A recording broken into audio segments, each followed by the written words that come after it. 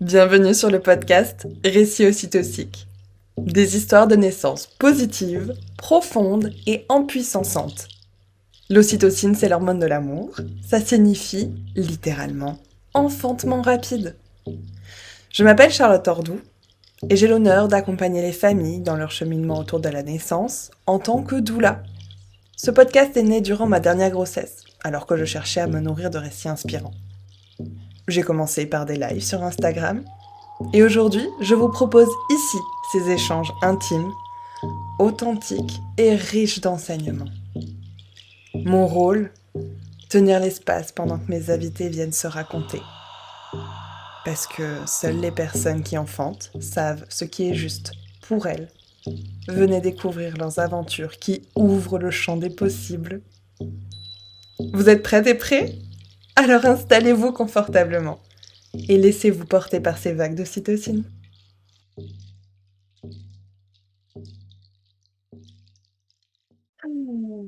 Là, comment tu te sens à l'intérieur de toi? Plutôt bien, un peu stressée comme toujours. Je trouve que j'ai peur d'écorcher mon récit ou d'oublier des grandes choses. Voilà, même si tu m'as dit que je pouvais rajouter si vraiment il y avait des choses importantes que j'avais oubliées ou voilà. Mais c'est toujours bizarre. Et en plus, je disais à Camille tout à l'heure que en fait, je me suis rendu compte que depuis que j'ai écrit mon récit, ça va faire une semaine, 2 semaines, enfin, il n'y a pas du tout longtemps, quoi. J'ai les comme oublié. Parce que tu sais, il y avait une partie de moi qui voulait absolument bien me retenir un peu ce qui s'était passé dans les détails pour pouvoir l'écrire, pour le transmettre à mon fils, à ma famille, voilà. Et, et du coup, là, j'ai limite relu en me disant, est-ce que je vais redire la même chose? Enfin, tu vois, est-ce que je vais bien me souvenir parce que j'étais toute seule et du coup, j'ai pas les heures exactes. Enfin, j'étais que liée à mes souvenirs. Donc, un peu, pas stressée, c'est pas le mot, mais un peu, voilà, un peu, j'ai envie de faire les choses bien et voilà. Parce que de toute façon, j'aime beaucoup repartir depuis le début. Mm. Et Ouais. généralement, les vagues viennent Oui, oui. et arrivent toutes seules. Donc, on va probablement faire 2 épisodes. Ok. Non, l'idéal, on fait Oui. un seul enregistrement, mais si Ouais, jamais, ben voilà, si besoin, ok. on s'arrêtera et on recommencera plus tard. C'est pas Ok. grave. Ouais, Vraiment, ouais. mon but, c'est que tu te sentes à l'aise, confortable et pouvoir naviguer dans les vagues qui viennent. Et, voilà. Ok. Alors, est-ce que tu serais d'accord de nous partager qui tu es et ce que tu aimes? Bien sûr. Je m'appelle Julia, j'ai 27 ans, je suis la maman de 2 enfants, Mia qui a 4 ans et Lou qui a 7 mois aujourd'hui. Ouais, je suis en train de réaliser. Pour moi, il a ouais, encore 7 jours, max 7 semaines. Et ensuite, qui je suis? Bah, je suis aussi une amoureuse, une fille, une sœur, voilà. Et je suis doula. En tout cas, je suis doula en réflexion en ce moment. Voilà, je suis doula qui essaie de naviguer dans cette réalité complexe ou enfin, que je trouve moi complexe des naissances aujourd'hui. Voilà, donc voilà, ouais, je suis doula et je suis aussi la réalisatrice du documentaire qui est en cours, Naissance libre, cheminement vers l'enfantement souverain, qui est un documentaire amateur qui va parler de justement de chemins, de divers chemins de femmes qui ont fait le choix de vivre une naissance libre. Donc une naissance en famille, ben juste la maman, le bébé, le papa parfois, les frères et sœurs, etc. Et, euh, et voilà. Et donc moi j'avais envie de, plus que de la naissance en elle-même, de parler véritablement de comment ça se fait des femmes qui se soient dit à un moment, bon en fait j'ai besoin de personne, ou alors je veux absolument mon intimité. Enfin, quelles sont les raisons derrière ce choix-là et comment, quels ont été leurs cheminements. est-ce qu'il y a des grandes transformations de vie avant d'oser vivre ce choix? Est-ce que ce choix amène à d'autres grandes transformations de vie, pardon. Voilà. Comment ce choix est fait. Et puis, je suis aussi photographe depuis peu de temps. Je fais des photos dans le coin de Avignon, Sorgues et aussi du coin de Nice. Je fais des photos en fait de lifestyle, de maternité, de couple, un peu vintage, un peu avec un style un peu particulier. Vous pouvez aller regarder ça si ça vous intéresse. Et voilà, donc ça c'est vraiment chouette aussi. J'aime beaucoup. Voilà, voilà. Je vais mettre en description du podcast le lien vers le premier interview qu'on avait fait ensemble qui datait de... Je sais que c'était en hiver et j'étais bloquée. Bah, je pense que je venais de tomber enceinte, donc je pense que c'était mars 2024, je pense. Oui, probablement. Ça, ou février, enfin en tout cas dans ces eaux-là, je crois. Voilà, je vais aussi mettre les liens pour aller se renseigner un peu plus sur ton documentaire et pouvoir voir comment se l'offrir et aussi, bien sûr, toutes tes références, qu'on puisse te contacter facilement. Merci, merci. Et voir en description, dans tous les cas, il y aura toutes les notes et toutes les références qui vont être abordées dans l'épisode. Top. Julia, donc tu es allée questionner récemment plusieurs personnes sur qu'est-ce qui a été leur chemin de transformation. Un peu comme toi, tu fais. Voilà, donc Complètement. est-ce que tu serais d'accord de venir réouvrir ces pages de ton histoire, de quel a été au final le cheminement vers ce choix d'enfantement libre? Bien sûr, bien sûr. Ouais, c'est la grande question, c'est quand est-ce que ça commence? À part à sa propre naissance. Mais je vais peut-être pas remonter de là. Franchement, moi j'ai tout mon temps. Non, mais en tout cas, voilà, je pense que c'est un. Bah, oui, tous nos choix sont la somme de nos choix précédents, etc., etc.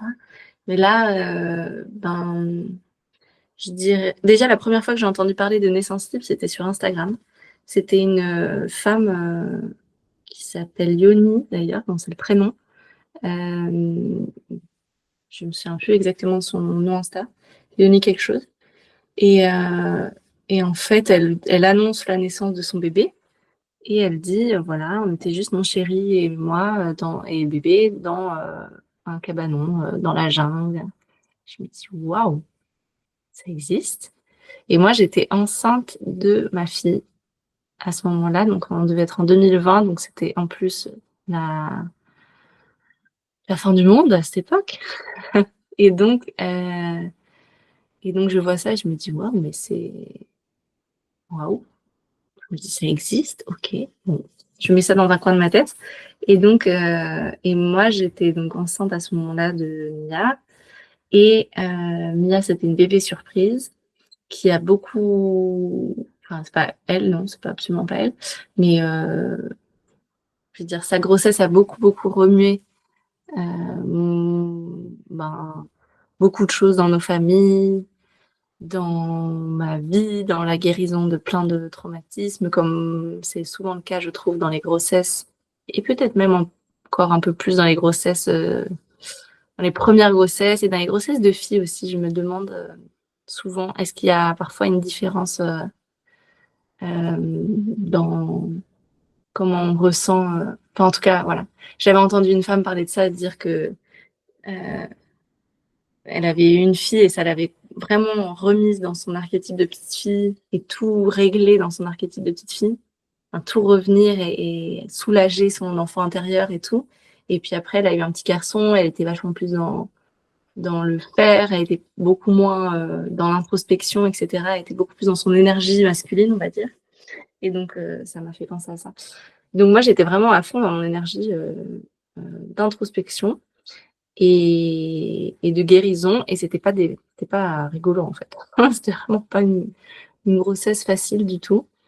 C'est une grossesse que quand même j'ai appréciée, mais vraiment complexe niveau restructuration de qui je suis, qui on est en tant que famille, en tant que couple, etc., etc. Et passer de jeune femme à voire jeune fille à mère, ça a été une vraie claque en fait, que je bénirai toute ma vie. Et j'en suis hyper hyper heureuse, mais sur le coup, c'était pas des blagues.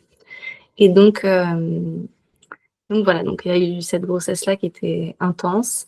Et puis j'avais demandé, en fait, quand j'ai su que j'étais enceinte, j'habitais à Lyon et j'ai écrit sur Internet, je me souviens, comment accoucher respectueusement à Lyon. Déjà, c'est marrant que j'ai formulé respectueusement comme respectueusement pour mon bébé, quoi. Parce que je savais, malheureusement, j'avais été victime de violences médicales et gynécologiques. Donc, je me doutais bien que si juste en faisant un frottis, on pouvait tomber sur des fous furieux, et ben, c'était sûrement bien pire à l'accouchement. Et du coup, je me suis dit, bah tiens, comment je peux accoucher respectueusement? Et je suis tombée sur la maison de naissance de Bourgoin-Jallieu, qui est pas très très loin de Lyon. Et j'ai pris rendez-vous avec des sages-femmes, du coup, 3 sages-femmes, qui étaient en fait mes sages-femmes références pendant toute la grossesse de Mia. J'avais 3 sages-femmes pardon, pour moi toute seule. Ça, c'était vraiment le luxe. On a eu un accompagnement, oui, pendant toute la grossesse. On pouvait poser énormément de nos questions, enfin toutes nos questions. On avait le temps, on pouvait prendre à peu près le nombre de rendez-vous qu'on voulait. Et sur le coup, ça m'allait bien. Alors, en fait, les points positifs, c'était que voilà, j'avais 3 sages-femmes pour une femme, ce qui était un luxe. Que en plus, bon, bah, j'avais mes affinités. Il y avait qu'une sage-femme sur les 3 qui avait été mère déjà. Et ça jouait, hein, clairement. Elle avait été mère l'année d'avant. Donc, en fait, bah, c'était vachement plus fluide avec elle, dans le sens où elle expliquait, elle, comment. C'était un peu comme mon rôle modèle, quoi, parce que elle avait vécu un enfantement, une naissance physiologique, il me semble, dans la maison de naissance, elle aussi. Et c'était un rôle modèle. Et en fait, plus qu'un rôle modèle, j'en ai fait un peu mon. Dans ma tête, je m'étais dit, bon, ce que elle fait, moi, je le fais, quoi. Je lui fais une telle confiance que ses choix sont les biens. Et en fait, c'est là où j'ai perdu complètement ma responsabilité intérieure, quoi. C'est que je me suis dit, bon, ben, c'est pratique. J'ai qu'à lui demander un peu ce qu'elle ferait ou ce qu'elle a fait. Et je vais faire comme elle fait. Puis tant que les 3 sages-femmes, enfin, une des 3 sages-femmes est là, je leur fais confiance. Tant qu'elles sont là, ça ira bien, quoi. Tout en ayant ultra peur que ma fille meure. C'est ça ma grande peur. Et tout en me disant, si je vais à l'hôpital, je vais perdre ma fille. Enfin, j'avais une très grande peur de la mort. Et je me disais, faut que j'accouche à la maison de naissance. Si j'accouche pas à la maison de naissance, va y avoir un drame, quoi. J'avais associé hôpital à drame, à des drames. Voilà. Ce qui est assez aussi logique quand on sait qu'à l'hôpital, il se passe des drames. Enfin, voilà. La maison de naissance, en fait, ce qui est très complexe avec la maison de naissance, c'est que il faut rentrer dans des cases très spécifiques pour y accoucher. Et que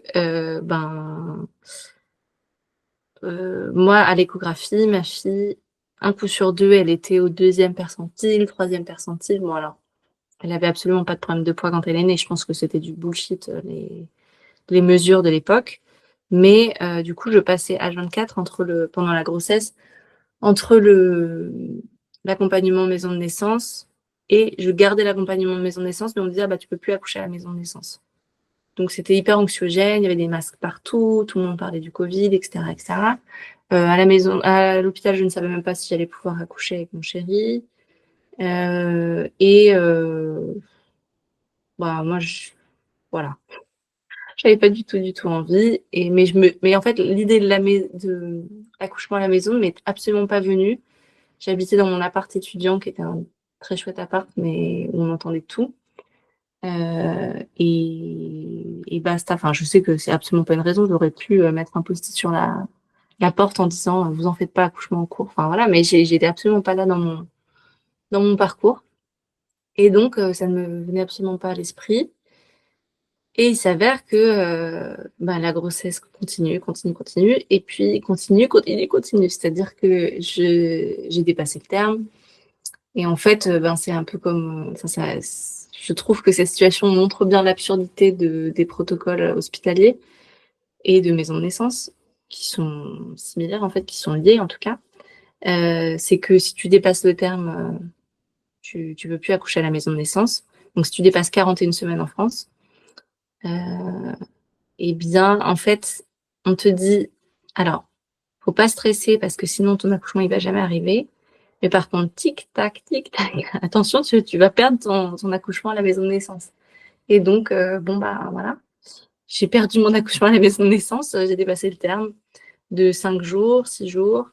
Et en fait, elle m'avait dit jusqu'à 5 jours, on peut, non, jusqu'à 6 jours, on peut négocier avec l'hôpital, etc., etc.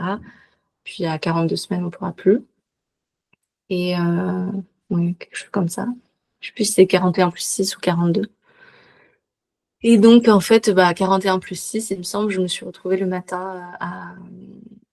Enfin non, la veille déjà, je me suis retrouvée à l'hôpital à dire...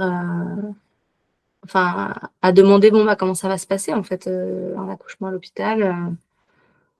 Voilà, quand on m'a montré les salles d'accouchement, etc., etc. J'ai donné mon projet de naissance qui était une feuille A4 remplie d'informations de je ne veux pas, je ne voudrais pas, je ne veux pas, je ne veux pas. Ne me touchez pas, laissez-moi dans un coin. Et voilà. Qui n'a absolument pas été écouté d'ailleurs. Mais voilà. Et donc, j'ai visité, on a visité. Voilà. Et le lendemain, et donc, oui, et le soir même, j'ai dit, mais en fait, qu'est-ce qui se passe si je viens pas pour un déclenchement? Enfin, qu'est-ce qui se passe si je décide d'attendre que mon bébé veuille sortir?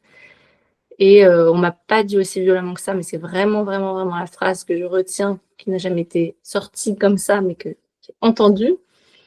C'était, ben, en gros, si vous venez pas, votre bébé va mourir, et puis en plus, il faudra pas venir vous plaindre, quoi. Alors, mon chéri me dit qu'elle ne l'a pas dit comme ça, mais clairement, ça voulait dire ça. On a dû me dire que ben, il y avait des risques extrêmement importants, sachant qu'on me faisait des échos à ce moment-là. On a dû me faire 3 échos en 3 jours, alors que tous les feux étaient ouverts, je préfère préciser. J'avais assez d'équilibre amniotique, mon placenta était tout beau, et patati et patata. Encore faut-il croire à ces mesures-là, mais dans ce cas-là, voilà, tout était au vert, quoi. Et moi, je me sentais très bien, je sentais ma fille très bien. Enfin, très bien, non, je me sentais très mal, mais physiquement, je me sentais bien. Et donc, bon, voilà. Et en fait, bah, on m'a dit, non, en gros, non, c'est mort, faut venir vous faire déclencher. Et voilà, de manière menaçante. Moi, j'ai dit, bon, bah, ok, pas de souci. Si c'est une question de vie ou de mort, j'arrive le lendemain. Donc, le lendemain, enfin, toute la nuit, j'ai marché à Lyon. Pour celles qui connaissent, il y a les marches de la Croix-Rousse. Voilà. C'est des marches, c'est un peu comme le Montmartre lyonnais, en tout cas au niveau des marches. Et donc, on a marché, marché, marché. Et puis, elle n'est pas sortie parce qu'en fait, je pense qu'elle serait sortie bien plus tard. Et elle n'était pas prête, voilà.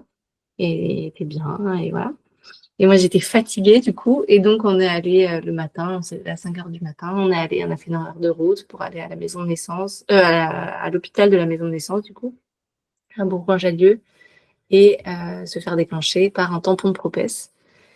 Et je tiens à préciser qu'un tampon de Propès, ça n'est pas un tampon, c'est un morceau de papier qui coupe rectangle qu'on met dans le vagin et qui n'est absolument pas un tampon. Voilà, je tenais à le dire et à vous encourager à le refuser si ça vous parle, si tel est votre choix. Mais voilà, et si tel est votre choix de déclencher avec un tampon de Propès, sachez que ça n'est pas un tampon. Voilà. Au moins, on peut faire un choix un peu plus, de manière un poil plus éclairée. Bon, j'en reviens à mon mouton. Et donc, voilà.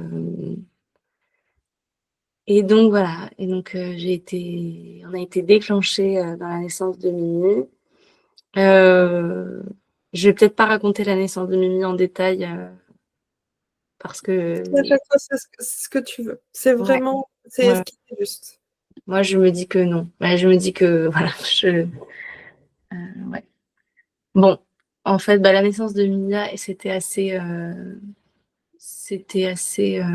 à la fois magnifique et c'était complètement catastrophique en fait. Comme en fait, c'est plus que maintenant avec le recul et la guérison. et tout le travail de guérison qui a été fait sur cette naissance, je vois toute la magnificence qui existait en fait et que je ne pouvais pas voir et que je n'ai pas particulièrement ressenti sur le moment. Et voilà. Mais en fait, je l'ai vécu comme quelque chose de dramatique parce que ben ouais, parce que c'était absolument pas un accouchement respecté. On n'a ni respecté ma fille, ni respecté mon conjoint, ni me respecté moi, ni mon intégrité physique. Alors au niveau médical, c'était absolument plan, enfin c'était tout à fait facile, quoi. Il y a eu besoin absolument pas de forceps ou de machin ou de trucs, voilà. Mais en fait, c'est aussi pour dire que ben, un accouchement qui se passe très bien au niveau médical, vaginalement, etc., machin, peut être vécu comme dramatique, quoi, dans les faits, parce que voilà. Donc, donc voilà, il y a eu beaucoup de travail de guérison après ça, beaucoup de culpabilité évidemment, de pas avoir offert pardon la naissance respectueuse que je voulais offrir à ma fille et offrir à mon rite de passage de devenir mère, quoi. Et ça a joué sur mille et un points, mais ça vaudrait un autre épisode de podcast sur quelles sont les conséquences d'une naissance violentée, non respectée, tout ce que tu veux, quoi. Enfin, je pense que tu as plein d'autres épisodes de podcast où les femmes racontent, voilà. Et là, je préfère me concentrer aussi sur la suite, mais ça a clairement fait partie de mon cheminement. C'est pour ça que j'en parle quand même. Et donc, ouais, après ça, en fait, je me suis retrouvée dans un brouillard mental pendant des mois, à me dire, oula, mais c'était pas normal ça. Qu'est-ce qui s'est passé là? Tu vois. Et à rester dans ouf, j'ai un truc, il y a une grosse dissonance. J'ose pas encore me dire que c'était une catastrophe, mais, euh, mais je le ressens dans tout mon corps et je suis choquée, quoi. Et, euh, et surtout, ouais, voilà, j'étais vraiment choquée. Et au fur et à mesure, le choc est devenu de la colère. Euh, et, euh, et après, bon, voilà, beaucoup d'autres émotions. Mais en fait, j'avais décidé pendant la grossesse, en fait, j'étais tombée amoureuse du processus intellectuel, physiologique, du processus théorique de la naissance. Je me suis dit, waouh, mais c'est fascinant en fait, comme tout est bien fait, tout est bien embellificoté pour que la danse de la naissance est merveilleuse, tout est va dans le détail, tout est vraiment bien fait, on est bien fait, on est capable, etc. Et oui, je tenais juste à dire aussi que la naissance de Mia, je l'ai vécue comme ça. Enfin, j'ai énormément d'amour pour nous à cette époque-là, etc., etc.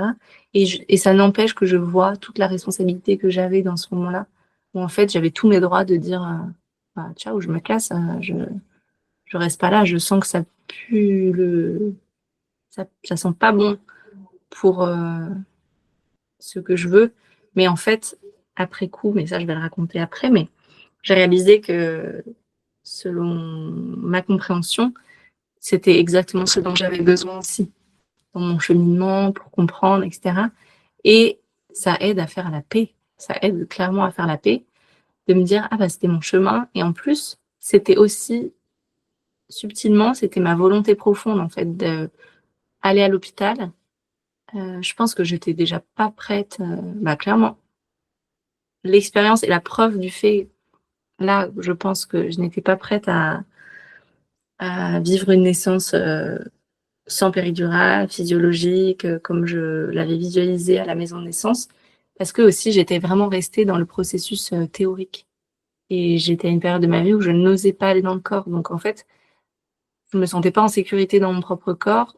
Donc je pense pas que je me serais... Enfin, en tout cas, on peut pas faire des si, mais voilà. J'ai réalisé qu'en fait, ben, j'avais aussi besoin finalement d'une forme de sécurité d'être à l'hôpital parce que je me disais de toute manière il va se passer un drame, donc vu qu'il se passe un drame, on est dans le lieu où les drames sont gérés, etc. Enfin bon, voilà, je pense que c'était vraiment mon chemin et pas pour rien, quoi. Où est-ce que j'en étais avec ça? Oui, donc et en fait je me suis inscrite par la suite vu que j'étais tombée amoureuse du processus de la naissance, etc., à une école de doula en ligne qui est l'école Quantique Doula, qui a été fondée par Karine Quantique Mama et Mélanie Chevary, Karine Laceva et Mélanie Chevary. Et donc, en fait, c'était génial parce que, en fait, j'avais accès à d'autres femmes qui étaient passionnées de naissance, qui avaient vécu pour la plupart des naissances difficiles, puis des naissances moins difficiles ou merveilleuses ou très faciles, ou voilà. En tout cas, qui étaient un peu mes aînées sur le plan. J'étais avec plein d'aînées, en fait. J'étais avec plein de femmes qui étaient passées globalement par là où j'étais passée, s'étaient dit, oula, mais ça, c'est pas possible, ça va pas, avaient refait un autre enfant, avait décidé de vivre les choses autrement, avait vécu les choses autrement ou pas. Enfin, et il y avait une multitude d'histoires. Déjà, je me suis sentie absolument plus seule. Et on avait beaucoup de salles de femmes, etc., pour discuter. Et aussi, c'était une formation où on voit vraiment des bases de la physiologie féminine avec les premières règles, etc. Tout ce rite de passage-là, jusqu'à la sexualité, la naissance, le postpartum, la ménopause, la mort, etc. Enfin, c'est une formation très large, à large spectre, comme elles appellent ça. Et donc, ça m'a fait beaucoup, beaucoup de bien de pouvoir réfléchir avec des femmes qui, clairement, elles aussi sortaient du Covid, avaient des visions divergentes de qu'est-ce que c'est être en santé, qu'est-ce que c'est réclamer sa santé, sa souveraineté, etc. Et donc, c'était vraiment très, très enrichissant. Et en fait, je suis passée d'un brouillard mental total où j'arrivais pas trop à comprendre ce qui se passait, où j'étais vraiment très isolée parce que donc Covid, il y avait encore des confinements, etc., etc. On a déménagé à la campagne et en fait je conduisais pas, j'étais complètement traumatisée de la conduite aussi à l'époque. Et donc j'étais très isolée comme beaucoup de mères et beaucoup de premières mamans. Et en fait donc j'ai commencé à oser réclamer mon village postnatal, même si c'était qu'en ligne, enfin, quasiment qu'en ligne, avec les cantiques doula, etc. Et puis, après ça, j'ai découvert le village aussi de Johanna, ouais, dans lequel on s'est rencontrés, toi et moi, qui s'appelle, il me semble, le village d'Alchimie intérieure, il me semble. Et de toute façon, j'imagine que tu mettras la référence, ou voilà. Et donc, en fait, j'ai découvert ce groupe de femmes, ce cercle de femmes hebdomadaire qui parlaient, en fait, qui parlaient de tout. Et qui parlaient de tout, qui parlaient de santé, de naissance, de respect de sa physiologie, de souveraineté, de liberté, etc. Et je me suis dit, ah ouais, c'est génialissime, d'être enfin dans un groupe de femmes où on se respecte, on se comprend, on s'encourage, on crée une amitié aussi parce que là, ça fait des années, du coup, que depuis que ma fille a 9 mois, elle a 4 ans et demi, que toutes les semaines, presque, on se parle pendant 3 heures. Et maintenant, on expose nos vies, tout, en fait, tout ce qui a besoin d'être déposé, en fait, et tout ce qui a besoin d'être dit, comme avec des amis.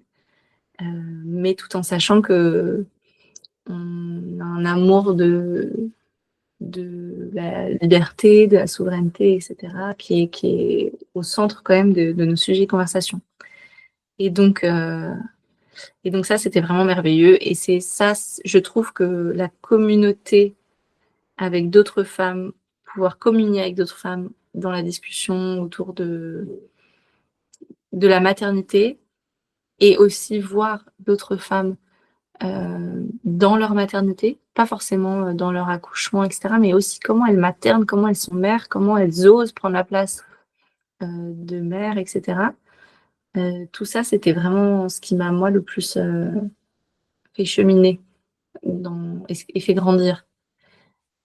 Et c'est là où j'ai vraiment c'est là où j'ai commencé à prendre ma place de mère et à rentrer les deux pieds dans mon archétype de mère et dire, ok, là en fait, il faut que j'ose prendre mes responsabilités à moi et pas demander à la voisine comment elle ferait parce que je la trouve stylée. Que voilà, c'est pas ça le but. Il y a eu d'ailleurs au début pour moi des moments où dans ce groupe de femmes, je me disais, je veux faire comme une telle fait parce que elle a tout compris. Elle a tout compris. Elle a 10 ans de plus, 20 ans de plus. Elle en a vu d'autres. Elle a tout compris. En fait, c'est pas ça. C'est pas ça la responsabilité. C'est trop chouette de s'inspirer, mais faire les choix pour faire comme une telle qui a l'air d'avoir tout compris, ça marche pas. Je suis passée par là. Je trouve que ça marche pas en tout cas. Et donc, ouais, ça c'était vraiment une bonne partie du cheminement. Et c'est d'ailleurs pour ça que le documentaire s'est axé dans ce sens-là et pas dans le sens de raconter la naissance en elle-même. La naissance est tellement intime, personnelle. Ça se raconte parce que là je vais le faire, mais je veux dire, c'est, c'est, moi ce qui me passionne, c'est le cheminement avant ça, quoi. Comment ça se fait qu'on est arrivé là? Bon, voilà. Et donc, voilà, il y a eu ça. Je continuais d'être mère, de faire famille avec mon chéri, notre fille, etc., de prendre nos marques. Euh, et puis, euh, et puis oui, ça, voilà. Et puis, au bout en 2023, en mai 2023, ouais, je suis retombée enceinte, ce qui était absolument voulu et absolument appelé, etc. Et je sentais que ça allait être pour ce mois-ci. Enfin, en fait, 3 mois auparavant, j'avais vraiment eu un signe et je m'étais dit, bon, ça y est, en mai 2023, j'aurai mon bébé, voilà, qui viendra en moi, etc. Et effectivement, je tombe enceinte. Et à ce moment-là, dans ma tête, ça y est, en fait, je voulais déjà vivre une naissance libre. Et alors, pourquoi je voulais parler de ça? Pourquoi je voulais vivre une naissance libre? Alors, parce que j'ai réalisé qu'en fait, quand on dépasse les 42 semaines, c'est souvent quelque chose qui va arriver pour tous ces enfants, enfin, ou pour la plupart de ces enfants. On a en général un terme plutôt cohérent avec le terme d'avant, etc., etc. Et donc, ça, je le voyais pas à l'époque, mais vraiment, c'est une des raisons principales. Accoucher à 43 semaines avec une sage-femme AD, c'est un peu plus compliqué, quoi. Je vais sortir de son protocole qui est là pour se protéger parce que, voilà, il faut qu'elle se protège au niveau de la loi, etc. Et voilà. Et puis peut-être qu'elle croit qu'une naissance à 43 semaines, c'est dangereux. Et donc, en fait, j'avais même pas la possibilité d'un accompagnement accouchement à domicile avec sage-femme parce que c'est pareil, elle allait me demander de m'inscrire à la maternité, puis la maternité allait me dire au bout de 43 semaines, Hello, vous n'avez pas accouché, bon c'est très bien de venir, et puis j'allais sûrement revivre quelque chose dans ce... En tout cas, j'en sais rien, mais je ne voulais absolument pas revivre une naissance à l'hôpital. Et surtout, la raison principale, c'est que je voulais goûter à la responsabilité radicale et à l'expérience, l'expression de ses choix à soi-même à 100%. Et là, c'est vraiment ce que j'ai vécu. Et il y a des choix que j'ai pleinement kiffé et il y en a d'autres où je me suis dit, je referai pas exactement pareil. Mais en fait, rien que vivre ce qu'on a exactement décidé de vivre, ce pourquoi, ce qu'on a vraiment décidé de vivre, c'est guérisseur, c'est profondément génial, quoi. Ouais. Et donc voilà. Bon, au fur et à mesure que je témoignais d'autres femmes dans la communauté de Johanna, avec les quantiques doula, etc., et sur les réseaux aussi, je me rendais compte qu'en fait, je trouvais ça merveilleux de me dire que je pouvais faire mes choix et respecter mes choix. Même pas faire respecter mes choix, parce que à qui faire respecter mes choix? Personne n'a rien à redire, quoi, si je suis toute seule dans mon lit, tranquille. Et mon chéri, mais lui, mon chéri, il a complètement accepté de manière complètement impromptue. Enfin, je lui ai dit un jour dans la voiture comme ça, j'étais absolument pas enceinte. Je lui ai dit, bon, tu sais, quand on aura un autre enfant, moi, je veux vivre une naissance libre. Une naissance libre, c'est vraiment toute seule à la maison, quoi. Il m'a dit, ben oui. Je lui ai dit, ben très bien. Et voilà. Et on en a pu tellement reparler à ce niveau-là. On a évidemment reparlé de comment, de quoi, de qui, voilà. Mais on n'a pas remis en question la décision et ça, c'est une immense joie. Et donc je suis retombée enceinte en mai 2023 et, et c'était une évidence et j'étais très, très, très heureuse. Et au bout de quelques semaines, je me mets à saigner un petit peu, des petits saignements. Et je commence à angoisser, pas possible. Et je me dis, ok, soit je vais vérifier en faisant une échographie et en y croyant à 70% de ce que l'échographie vient me dire, s'il y a un problème voilà, dans la grossesse, et je me sens mal d'utiliser l'allopathie pour vérifier quand il y a un problème, parce que c'était comment je me sentais à l'époque, soit j'attends, je me sens mal maintenant, mais je serais fière de moi, entre guillemets, d'avoir tenu le cap d'une grossesse libre, etc. C'est là où ça devient malsain. C'est là où j'ai dit tout à l'heure. Ne pas faire comme les autres pour se rassurer, enfin pour se dire que voilà. Et voilà. C'est là où l'ego était là. Donc après, je me suis dit non, en fait là, je stresse. J'ai l'opportunité d'aller vérifier et je sais que moi, ça me rassurerait d'aller comme je le peux vérifier ce que je peux voir si la grossesse euh, euh, va bien ou voilà si le bébé va bien, etc. Et donc je suis à l'hôpital en urgence, enfin aux urgences maternité quoi. Et, et j'ai fait une échographie et je suis tombée sur un fou furieux. Un fou furieux comme il y en a beaucoup, enfin comme il y en a, comme il en existe, un gynécologue qui m'a dit, ben oui, bah ça c'est un œuf clair, bah, faut pas être déçu, hein, c'est une grossesse sur 4, vous savez, vous n'êtes pas la seule, hein, ça va. Et puis qui m'a fait chemir sur le fait que j'étais doula et que j'étais pas très empathique. Je me suis dit, écoutez, pas trop d'empathie là tout de suite, étant donné que je suis en train d'apprendre que la grossesse ne va pas du tout bien comme je pensais que c'était le cas. Et bon, voilà. Et donc j'étais très fière de moi parce que j'ai osé me barrer en claquant la porte et en disant non merci, parce que à tout ça là, non, non ça va aller, merci, au revoir. Enfin non merci justement. J'ai dit merci au revoir puis je suis re-rentrée, j'ai dit en fait non merci, au revoir. Voilà, j'étais très contente. Et puis ça m'a foutu une grosse claque évidemment parce que j'étais persuadée que tout allait merveilleusement bien et tout, et ça m'a fait une grande réalisation que c'est pas parce que on s'écoute qu'on sait.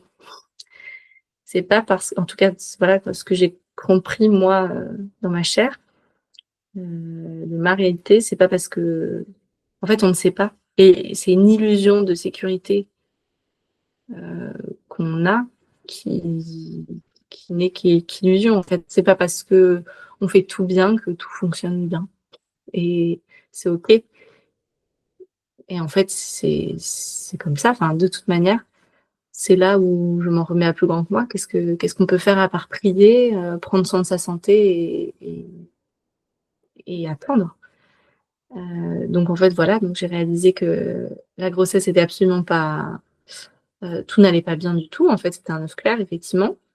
J'étais quand même très heureuse enfin très heureuse. J'étais quand même, ouais, j'avais beaucoup de gratitude dans le fait de le savoir pour après l'expérience de la naissance de cette grossesse-là. Euh, Parce que, ben, si mon bébé avait été là, je pense que j'aurais été beaucoup plus précautionneuse et j'aurais cherché mon bébé dans après l'accouchement, dans ce qui était sorti de moi, quoi. Et que là, j'avais, en fait, ça m'a donné l'expérience d'une naissance sans pression, puisque la mort était déjà là. Euh, et du coup, je pouvais vivre la naissance complètement sereinement. Voilà. Et ça a été un rite de passage. Ça a été ce qui m'a fait le plus grandir, vraiment. Limite plus que la naissance de Lou. C'était une naissance extatique où j'ai radicalement accepté euh, ce qui était.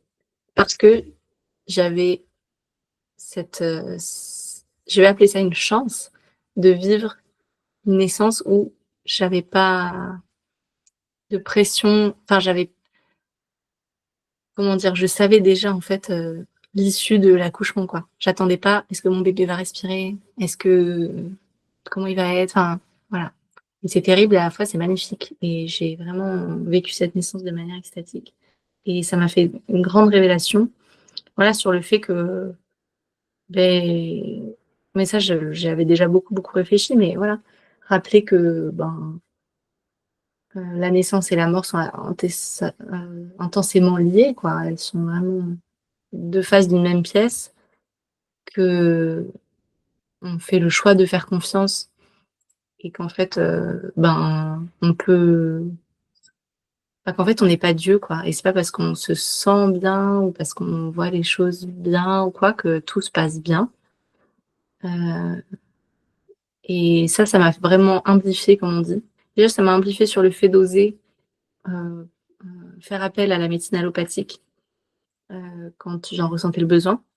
Là, je suis tombée sur un fou furieux, mais après ça, j'ai vu d'autres sages-femmes qui étaient vachement plus sympas, enfin, vachement plus humaines, et pour revérifier, pour être certaine que c'était un œuf clair, etc. Et donc, pendant des semaines, voilà, j'ai attendu pendant ouais, au moins 1 mois et demi, 2 mois, j'ai attendu cette naissance. J'ai attendu que mon bébé, un œuf clair, veuille bien sortir, que ce soit le bon moment, quoi.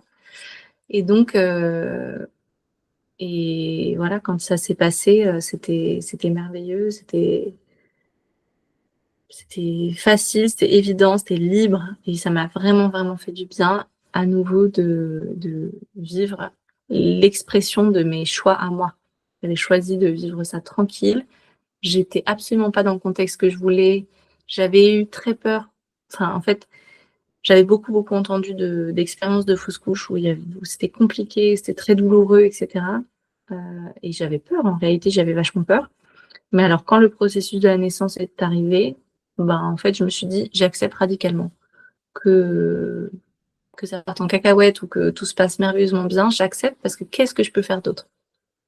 Là, c'est mon unique choix. C'est le seul choix que je vais faire, c'est d'accepter radicalement. Et j'ai plongé et c'était merveilleux. Et je pense que notre capacité d'acceptation radicale de ce qui est aide profondément à vivre une expérience plus facile, plus douce. Voilà. Et c'était vraiment mon mantra après pour la suite, accepter radicalement. Parce que de toute manière, qu'est-ce qu'on peut faire d'autre? Enfin, on peut évidemment pendant une naissance ne plus accepter la douleur et demander une péridurale, par exemple. Mais voilà, dans une certaine mesure, qu'est-ce qu'on peut faire d'autre qu'accepter? Puisque c'est un processus involontaire qui va se passer. Enfin voilà.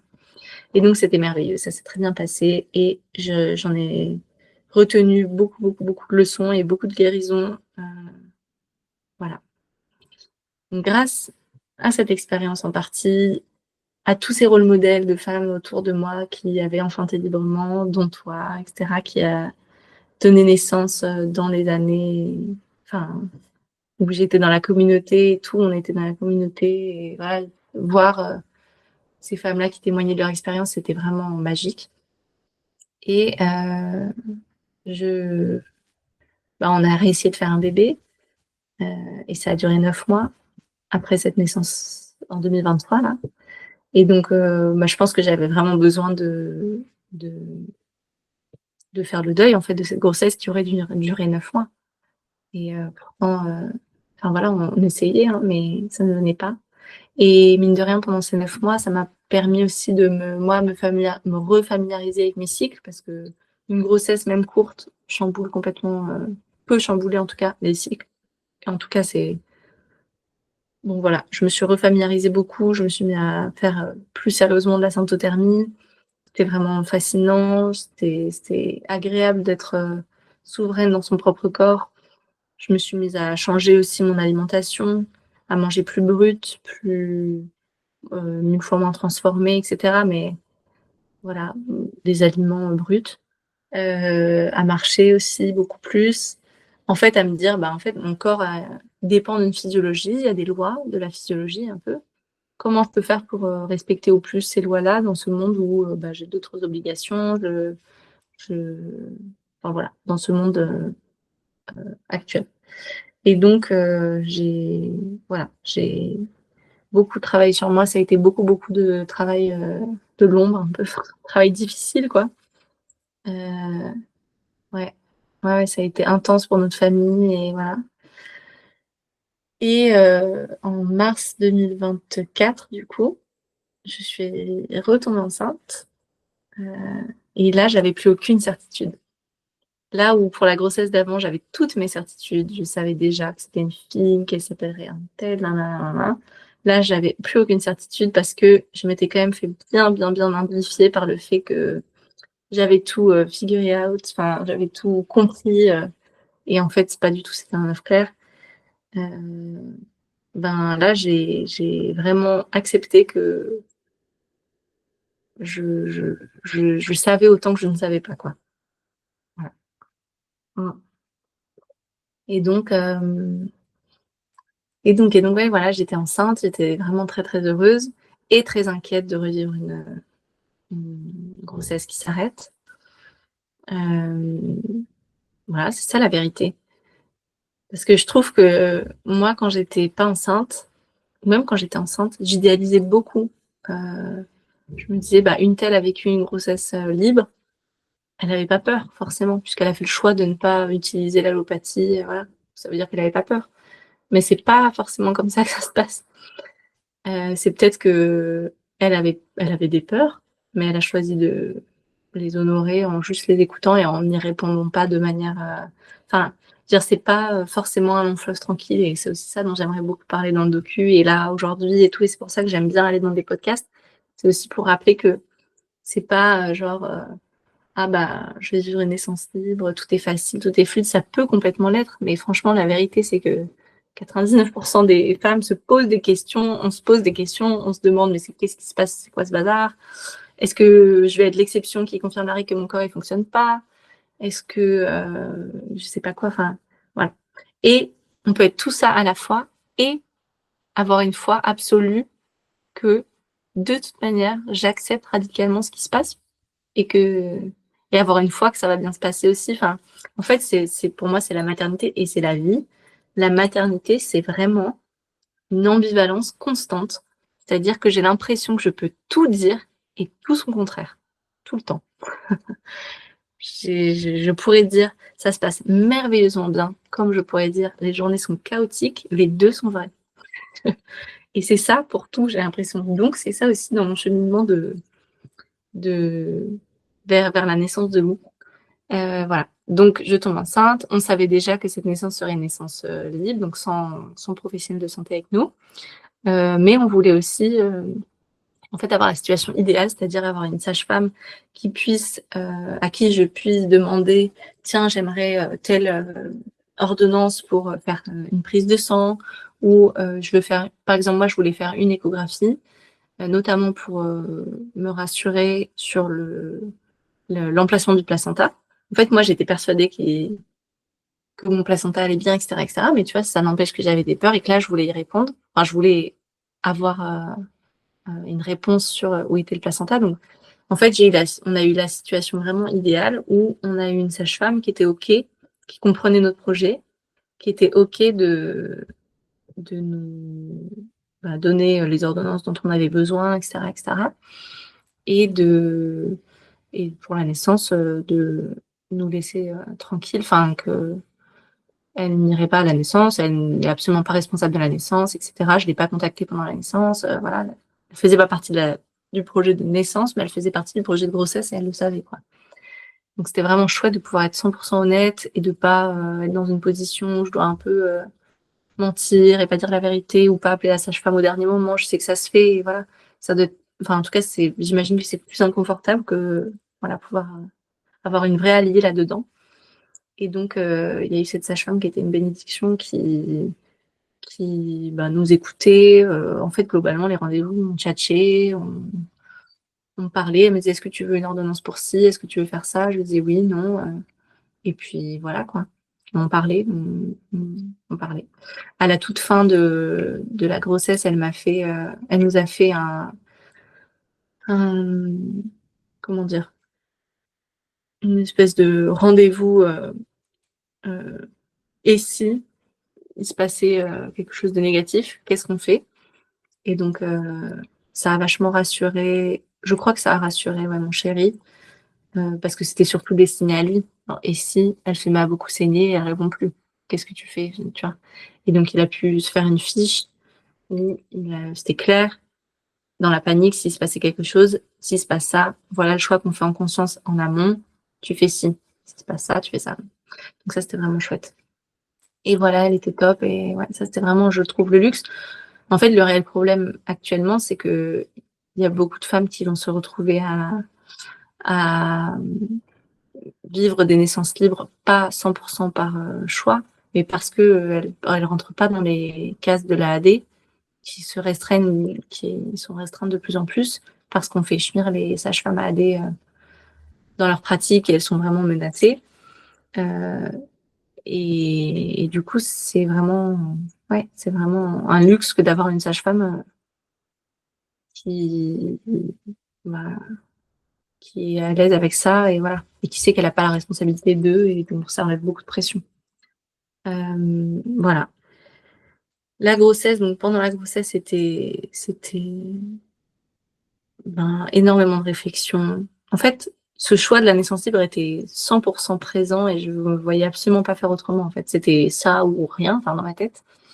Mais il n'empêche qu'en fait, j'ai beaucoup réfléchi à plein d'autres choses. Enfin, ça, la grossesse, je trouve que c'est quand même un moment chamboulant qui, qui rebat toutes les cartes et qui, voilà. Là, ouais, ça m'a beaucoup fait guérir de choses. Et quand je dis guérir, c'est comme tout à l'heure, c'est pas, ah, c'est trop chouette, j'ai guéri de ça. La guérison, c'est le moment intense, quoi. Donc, euh, donc voilà. C'était une grossesse intense, beaucoup moins intense psychiquement que ma naissance de mère, quoi, mais quand même très intense.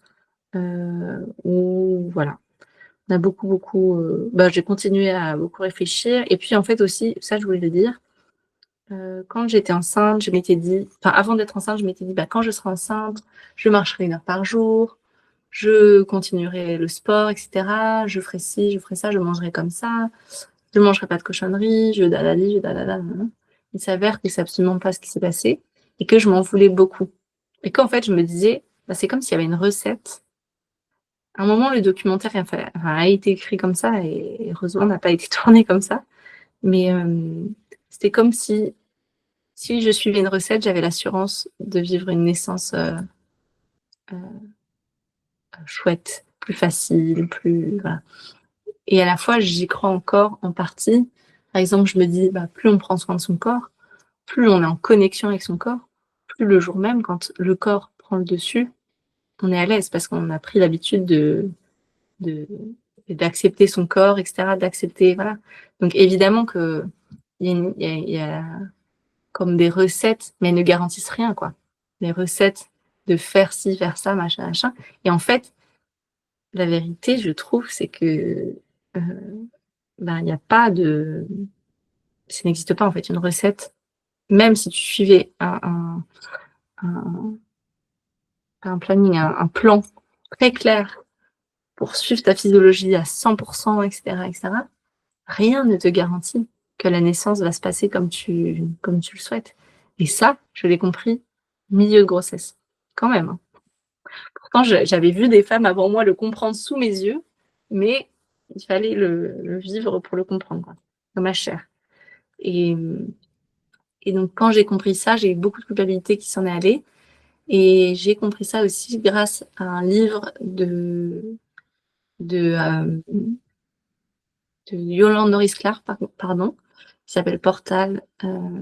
Et il y a une suite de titres, mais je me souviens plus. Et c'est écrit genre naissance orgasmique. Enfin, comment, c'est en anglais, mais comment euh, créer, enfin, vivre une naissance blissful, enfin, très agréable et orgasmique, etc. Et donc, elle parle beaucoup de ça. Et en fait, Yolande Norris-Clarke, qui est une femme que j'avais beaucoup idéalisée parce qu'elle parle beaucoup sur les réseaux de naissance libre et tout, c'est quand même une figure importante de cet univers-là. Je me suis dit, bah, elle est parfaite, elle doit manger ci, ça, elle fait ci, elle fait du sport, elle est comme ça, nan, nan, nan. Bah, en fait, dans le livre, elle explique, enfin, je sais pas, je trouve qu'elle fait vachement déculpabiliser, en fait. Je trouvais ça génial. Alors que c'est absolument pas une personne comme ça de prime abord où tu te dis, c'est pas le genre à faire déculpabiliser. Bon, en tout cas, voilà, c'était vraiment une lecture très, très, très, très enrichissante. Et la leçon numéro 1 que je retiens de cette lecture, c'est que, en fait, ce que je vais vivre n'est que l'expression exacte de mes envies les plus profondes, de ce pourquoi j'ai signé, quoi, avec Dieu. Et donc, voilà, ça m'a beaucoup, beaucoup, beaucoup apaisée par rapport à la naissance de Mia. Voilà. J'avais déjà fait un travail avec Elisabeth de, du compte Instagram Naître à la Oui, elle est revenue à naître maison. à la Voilà, Naître à la maison, parce qu'elle a changé récemment de nom. Mais voilà. Donc, elle qui propose elle propose des accompagnements en ce sens, en tout cas à ce moment-là. Et donc, voilà. Et j'avais beaucoup aussi parlé avec ma doula, qui est Tabildame Margot sur Instagram, qui est vraiment très très chouette. Et voilà. Et donc on a beaucoup beaucoup parlé. Ça a été beaucoup beaucoup de guérison pendant la grossesse, beaucoup de philosophie. Enfin, j'adore. Voilà, beaucoup de prise de responsabilité en fait. Et aussi beaucoup de déculpabilisation finalement avec cette connaissance qu'en fait, de toute manière, ce que j'allais vivre, c'était l'expression profonde de mon envie, voilà, la plus profonde. Donc, si profondément... Alors, je ne sais pas si je suis 100% à l'aise avec cette idée, toujours. Peut-être plus j'avance, plus je doute, et tant mieux. Et d'ailleurs, spoiler alert, le documentaire ne sera une série de questions, puisque je n'ai aucune réponse. Voilà. Donc voilà. Donc en fait, je me disais bon bah voilà, j'ai foi et en même temps je flippe et en même temps j'ai foi et en même temps je flippe et la grossesse se passe et les jours passent parce que je ne peux pas mettre pause. Maintenant bébé est là et voilà, il grandit et un jour il va sortir. Et donc on arrive fin de la grossesse, début décembre et en fait j'étais énormissime, mon ventre, je me disais ça y est, il va bientôt sortir. Et là j'étais persuadée, je pense que c'est un déni protecteur, j'étais persuadée que j'allais enfanter à 38, 37, 38, 39 semaines max. Je sais pas pourquoi vraiment. En fait, je sais pourquoi, parce que dès 18 semaines de grossesse, j'avais les yeux d'une femme qui allait enfanter, quoi. J'étais complètement dans mon vortex. J'étais vraiment, dès les premiers jours, ça se voyait que j'étais enceinte, j'étais complètement altérée. J'avais un pied dans une autre réalité quand même, hein. Donc en fait, ça faisait des mois que tout le monde me disait, bon, bah, là, clairement, c'est pour bientôt et tout. Et puis moi, je me ressentais comme si c'était pour bientôt. J'avais l'impression d'être en fin de grossesse depuis un bon moment. J'ai été vachement en fin de grossesse. Là, ma fille est rentrée à l'école et tout. J'ai été vachement... Puis j'ai guéri beaucoup de choses. Donc j'ai eu vachement de rhume, de gastro, de trucs, voilà. Je pense que c'était des guérisons, quoi, mais c'était dur, c'était long et c'était relou. Et en plus, je culpabilisais d'être malade en me disant, oh là là, mais je suis pas en bonne santé, etc. Bon, maintenant, je vois les choses différemment, mais à ce moment-là, je me disais ça. Et maintenant, je vous invite à prendre un moment. Afin de répondre à cette question, qu'est-ce que ce récit a éveillé en vous ? Je serais très heureuse de lire vos ressentis en commentaire ou en message. Si vous en avez l'élan, vous pouvez venir soutenir le podcast en laissant une note ou un avis. Ça l'aide à rayonner et à toucher d'autres familles. Vous pouvez également faire un don sur la page Tipeee. Le lien se trouve en description. Merci pour votre précieuse écoute. Je vous envoie plein de chaud doudou et je vous dis à la semaine prochaine pour de nouvelles vagues d'ocytocine.